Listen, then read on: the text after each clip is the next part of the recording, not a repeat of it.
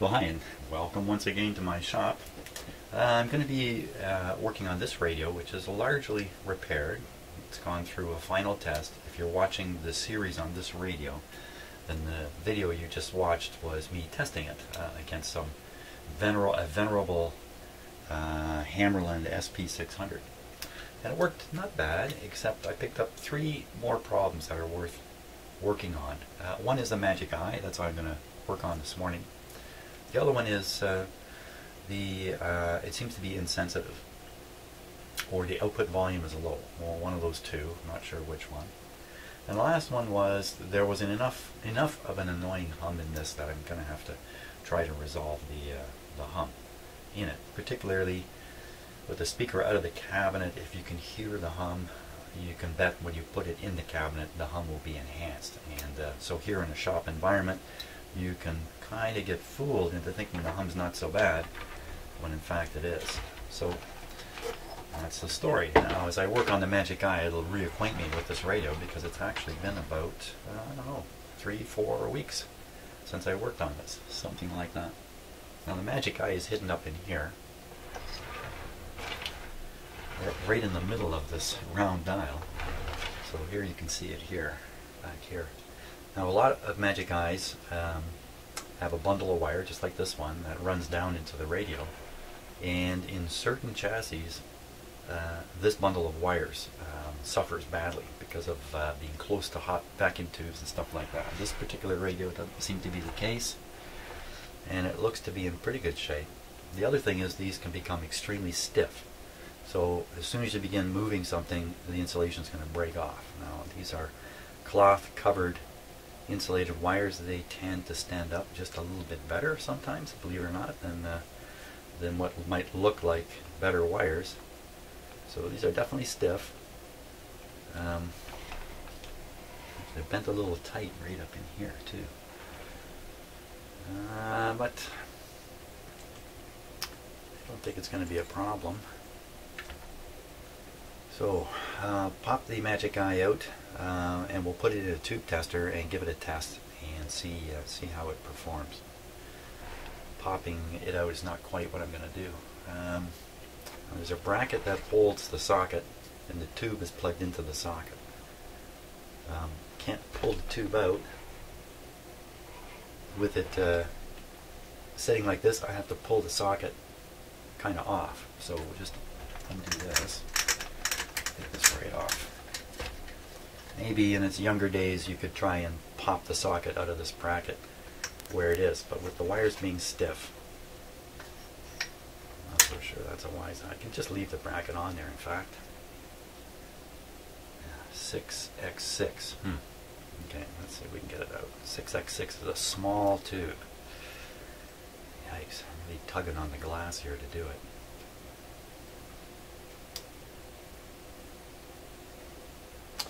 Now I think I've cracked this wire right here, or it has a bit of an insulation crack in it.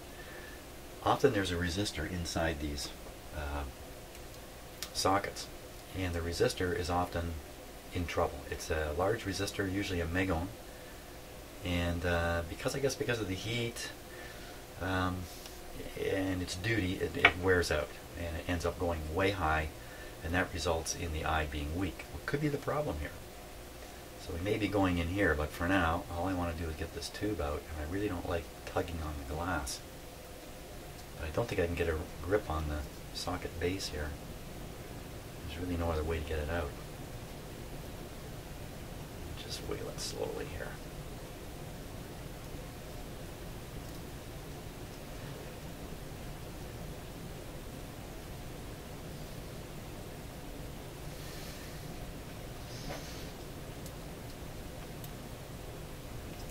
Can't help but put strain on the glass. Oh boy, it's really locked in there.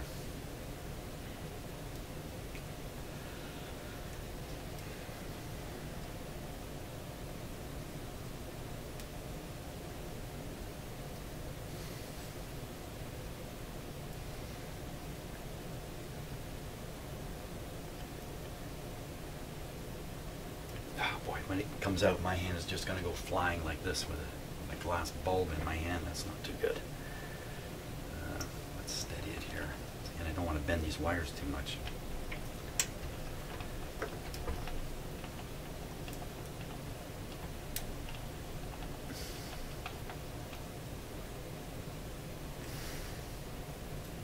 So the glass is now loose in the excuse me, in the socket. It's really very bad now because any strain on the glass is going to strain the wire leads that are coming out the bottom of the glass bulb and heading for the pins. Yeah, the simplest stuff, eh? What else can we do here? There's a funny little...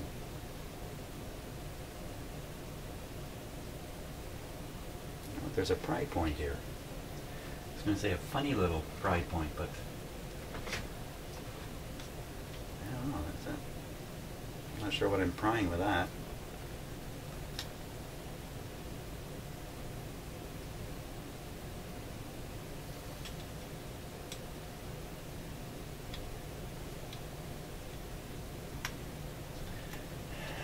You know, I think the tube socket will be ending somewhere right in here. Not coming down to here, I don't think. I was hoping that'd be the bottom of the tube. The tube, not socket, but the tube base. I don't think so.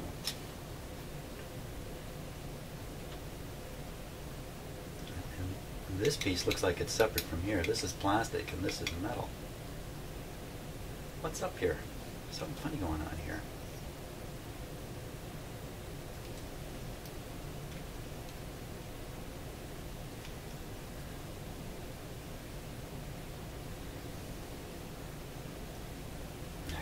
About these wires all the time too.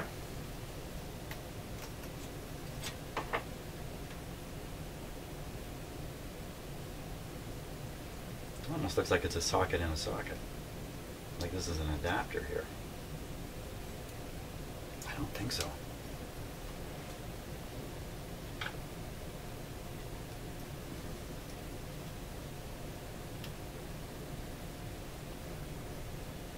It's coming. I think it's coming out. There we go.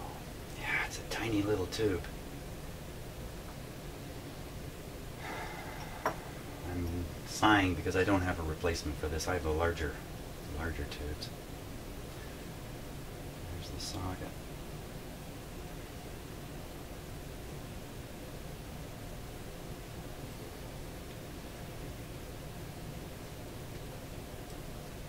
Oh, there's a resistor in there.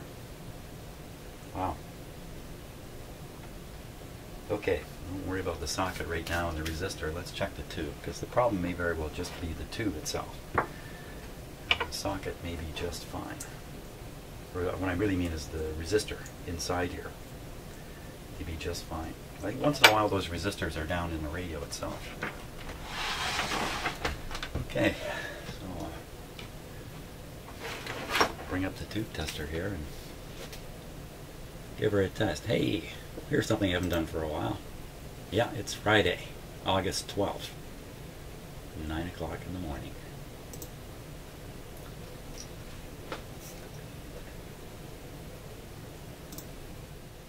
Well, it's a little disappointing. This tester doesn't have a 6x6 settings to test a 6x6.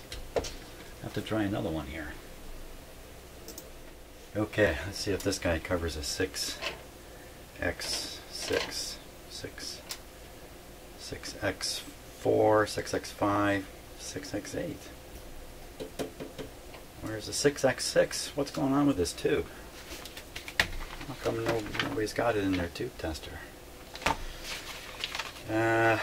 When they issue the tube tester, they include the latest tube types in the manual, of course, just at the last minute, and there were probably updates for this being issued also. 6Y7, 6Z5, no 6x6.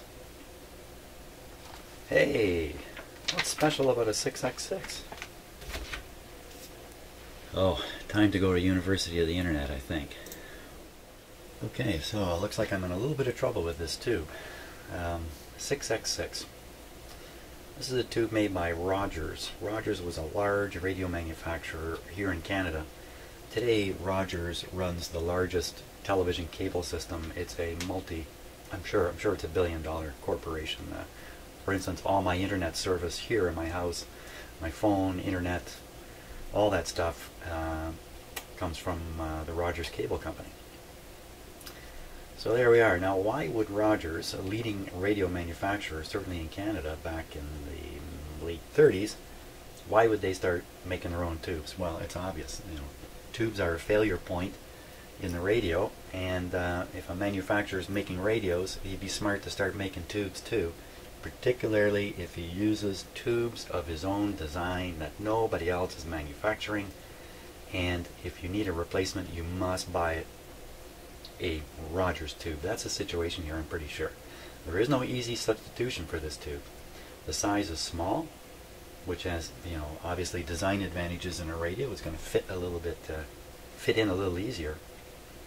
But my problem is it's rare enough that neither of my tube testers have settings for it, which is a little bit disappointing. Now, it could be that the pinout here is really quite the same as a larger tube. It could be that everything is basically the same as a physically larger tube. And if I select the correct tube type, dial in the settings, maybe I can test this tube. But I haven't found any information that's going to help me figure that out. Wow. And I really need to test this to know what's going on with it. I do have the socket hanging out here. I could plug other magic eyes in here. Well, I went to the best website I know of for magic eyes. It's called magiceyetubes.com, and fantastic information about magic eyes. Somebody's put a ton of effort into making a very nice web page, but guess what? 6x6 doesn't even appear on it, and the person doing that web page is trying to cover everything. And surprisingly enough, this is a Canadian-made tube. It's going to be in Canadian-made radios. They're going to be sitting here in Canada. They will have never made it down. Well, yeah, I shouldn't say never. Fewer of them will have made it into the States, and very few will have made it back to Europe. So I'm alone with this thing. What am I going to do with it? What am I going to do here? What am I going to do? Maybe what I'll do is I'll compare the pinout of this tube with other common tubes that are used in radios like this and see if they don't match. And if they match, I'll think about a couple things. One is setting the settings on the tube tester to match the other tube, which has the same pinout, trying to test this tube that way. Or I can plug the other tube into the radio and see what it looks like. I don't think I could ever fit a different tube into the actual radio itself. Up in here, it's just too tight. It's really meant for this, but you know what? Well, I won't worry about that just now. This tube is working, it's just weak. Another thing I can do is I can say, well, okay, can't test the tube or do anything with it, so let's go after the resistor. And taking these apart, getting at the resistor, which may or may not be in there. I don't know right now whether it is in there or not. These were not built to be taken apart, and when you do, at least in many of them, you end up doing some damage to them. Not critical damage, but it's ugly taking these apart up here. It's very ugly. And then after that, by that point, you've wiggled these wires so much that they're starting to fail, where they're going in and out of the connector, in and out of the chassis or something like that. So this is a problem that leads to another problem that leads to more problems. Yeah, I think I'm going to study the pinout and see what's up with that. Okay, so here's another problem. I've already looked at a couple of tubes. They don't match at all. The pinout doesn't match at all. But check this out. This is the 6x6. It's a octal tube with a pin in the middle, and look at that. 6 pins, nothing in the middle. There's a couple of fat pins to help key the tube. Look at that. The size is just about exactly right. But the pinout is completely different. Another thing, just to make this even worse, is the Rogers made this tube initially. This is like a two-part tube, has a bit of a triode in it to help its own operation. This tube, when it was first made, it had one cathode shared by the two sections. I was just reading this, and then later Rogers got smart and decided, no, let's have two separate cathodes. It gave them some advantages. So they manufactured it for a couple of years with two cathodes. And then they stopped manufacturing it and went back to the single cathode one. All of them called 6x6. So which one is this? I have no idea. Yeah, that's another indicator that I really shouldn't try and test this. Patented Canada 1922 to 1940. So this tube is post 1940. It was first introduced in like 1937. I guess it was a Rogers business plan, right? Sell radios, sell parts, and tubes were. I guess tubes were the big money maker back then. Okay, well, I'm going to continue trying to find. Well, I've got another magic eye here, but you know, it's the same sort of thing. 6U5, 6G5, and this one, good. 6U5, 6G5, the same tube. One of these is good. The other one that's as good is good. The other one's not very good anyway. That's my magic eye collection. Not very extensive, is it? Oh boy. You can probably get these, but I think they're rare. I think these are rare. Let me just take a look at the cost for something like that. Well, okay, so I looked at 4 or 5 different tube stores, including a Canadian one that's in a city called Hamilton, about a couple-hour drive from here. And guess what? 6x6? Not available. Well, I found one. I found one at one tube store, $75. Now look, vacuum tubes normally are costing, you know, $6 or $8 plus the cost to mail them up to you. $10, an expensive one is $15 or $20. $75 is a very high price for a tube. Holy smokes. So, you know what I mean? Back in 1940, people should have been hesitant about buying Rogers radios because of this little trick with the tubes they did. And they did this with more than this tube. There are other tubes in here, probably all of them, manufactured by Rogers, and maybe singularly manufactured by Rogers. Make their own special tube, make their own special radio to take that special tube. Presto, they're in the money. And let's see, that would be 1930, so add about 90 years to that, and it's a billion-dollar corporation employing thousands and thousands of people. Hey, it was a good deal making this tube. Wow. Well, okay, so now I'm really back to just one thing, and that is preserving this tube and trying to see if the weakness in it is just the tube is worn out, or is it really this resistor problem? Is there even a resistor in there? Well, I can find that out pretty quick. I'll just take a look at the schematic here. Okay, so let's take a look at the schematic here. And just zoom in on the area of interest, which is right here. Oops, right here on the right hand side. 6x6 tuning indicator. See, it's a double cathode version shown here. There's the little triode, and this is the actual deflector indicating area over here. And this is the AVC is connected here, top of here, and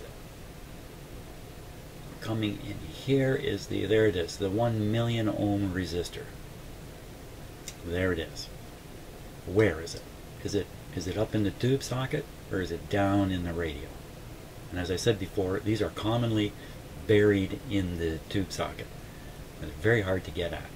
So I'm going to look underneath pin number 3. Let's see, this resistor, well, there'll be all these wires going back into the radio. I can find all these wires, and each one of them I can search and see if they terminate at a 1 million ohm resistor. It's a little bit awkward to do all that, but that's how I'm going to do it. That's what I'm going to do. I'm going to do that. Okay, let me get things straightened up for that. Okay, so here's the bundle of wire coming in here, and you can see all the individual wires going. Wow, I can eliminate a bunch of these right away. Goes to ground. This one goes to a tube. Hey, there's a resistor right there. Fantastic. This one goes to a terminal, and then not sure where. We'll take a closer look in a sec. This one also goes to a terminal on a tube. I think that, yeah. And the last wire goes up here, a couple of tubes. So, hey, I think the resistor is sitting right here. Wow, this would be great. Let's take a little closer look. See if we can really read it out as a mega ohm. Hey, this was pretty easy. Okay, there it is. Well, looks like, wow, I'm pretty sure that's a million right there. Looks like black, brown, and green, which I'm pretty sure is 1 million. Now let's see, is it really a million? Oh, I'm so happy to find that there. Wow, that's a big relief, in fact. Grab my meter here.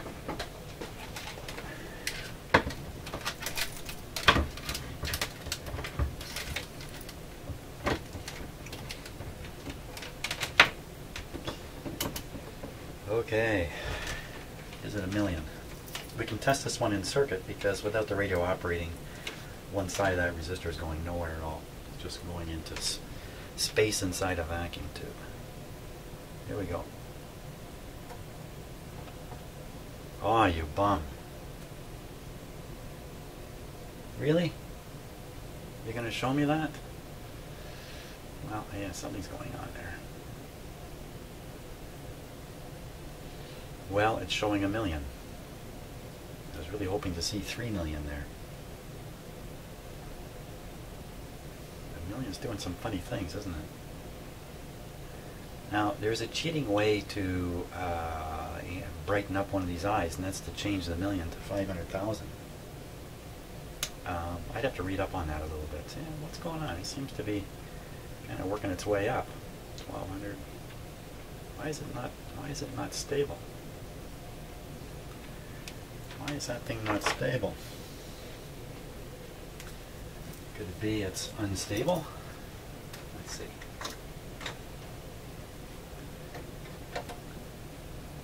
Now, unlike a lot of these resistors, this one's in a place where it can cool off if it's going to get hot at all. 1 million ohm resistor.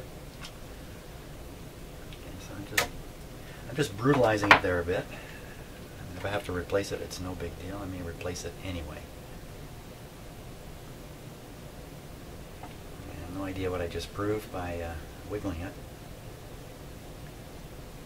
Seems to be a little more steady. Funny, it kind of wanders around there, right? 1.1. Wow, that's just not that far off. I mean, it is high. Or I could put, I could put a 750 in there. I could throw, another million across it or something like that. You can even temporarily do these things and see the effect on the eye. Now, the deal here, though, is I got a $75 vacuum tube that's hard to get a replacement for. Hey, it's $75 list price. Getting it here is probably another 25 bucks. And then, is it really going to be any better than this one? Hard to say. Hard to say. If the problem is this one, because it may not. The problem may still be this resistor. Oh, decisions. And then what if I change this resistor? I reduce it. Not 100% experienced at this, so if I reduce this, am I just straining that tube? I'm just squeezing out the last bit of life and it'll be gone in 10 hours of radio operation or something like that. I don't know the answer to that question. So I'm going to look into this a little bit and see what I can find out about this resistor and changing it out and the risk to the tube. Yeah. Okay, so I've been reading up once again on magic eyes, and unfortunately some of what I'm reading is if the eye is dull, it's because the eye is worn out. If the eye isn't operating properly, if it's not opening and closing, then that could be the million ohm resistor. So nowhere did I read changing the million ohm resistor to 500,000 is going to brighten the eye, although I'm sure I read that somewhere in the past. And I think I've even tried it on one radio and it worked. So I keep that in mind. But what I did read was a way to brighten a dull magic eye is to try to raise the B plus that's going to the magic eye. There's a good chance right now the B plus is coming from the second part of the filter. In the power supply it's a little low. We can get a little more voltage to the magic eye if I feed it from a higher voltage point in the power supply. How much more? I don't think that'd be much more. I don't think it'd be much different. We have to poke around and find out. Another thing we can poke around with here to find out is the B plus appropriate on the eye? Now, quite often I'm operating this set on restricted power, and for sure it wouldn't be, but when I was testing it, I had it plugged in the wall just in the regular way, and it was getting full voltage from the wall plug, and the eye was still very dull. So an easy thing to do would be turn the set on, full line voltage, and then measure on this resistor what the voltage actually is. It's possible that some componentry around the magic eye is responsible for its weakness, its weak operation. And I think really it's probably 80% the case that the eye is worn out. That's probably really what's happening, but just looking at it, you can't be sure. Unfortunately, because I can't test it in my tube tester, I'm stuck in this kind of figure it out by brute force approach. So I think I can start the radio up. Oh, I don't have the speaker in here. Almost 10 o'clock in the morning now. I think I'm going to stop at this point. I have to attend to some other matters. I'll have to carry on a little later with this. I'll get the set operating. We'll make those measurements, and I'll just see if there's any avenue to improve the magic eye. And at the same time, what's going on in the back of my mind is if I damage this thing, I'm out $100. So I don't want that to happen. Okay, I think that's it for today.